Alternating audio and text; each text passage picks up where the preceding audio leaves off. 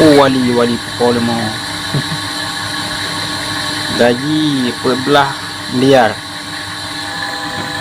gaji lagi tahun 14 miliar wali negara.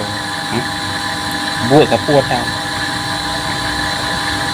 buka bere ke piyuk kedua aku wali negara lagi buat sapu atau payo gaji macam 14 miliar dalam tahun. Bali wali Polemo wali nya wali negara Malik Mahmud kan karena PA yang bu, KPA yang bu, KPA yang bukan Malik Mahmud sebagai wali negara. Wali Aceh ke almarhum tak belakang beluah kubu. Wali negara Aceh ke almarhum yang wali Malik Mahmud wali negara KPA apa tu Paju Gaji Putra rakyat sepengko udip di Aceh ditegan habis-habisan rakyat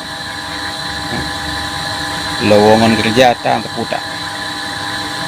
Jadi orangnya pejabat-pejabat yang kita wali negara, bu gubernur, bupati, pejabat-pejabat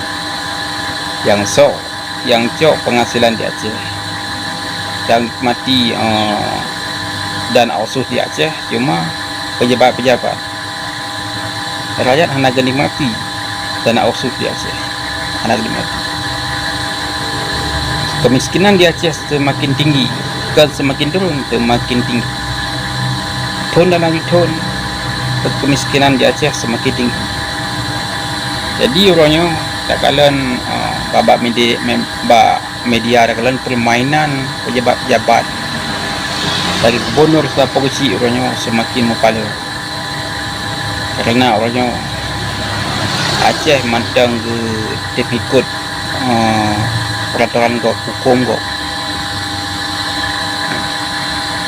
Contoh orangnya tak kalian Menteri wali negara Malik Mahmud Ahlitar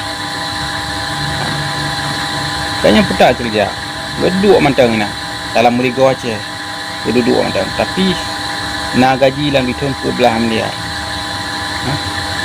entah so nak gaji 14 miliar di Aceh kam salah hiri ke mau orang Aceh ke kan kam salah hiri hiri tapi dengan kinerja drone Malik Mahmud hanya sesuai dengan penghasilan 14 miliar dalam itu.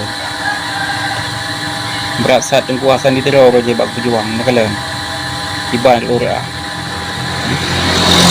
drone ni dua sebagai wali negara hana guna bagi rakyat Aceh. Kianat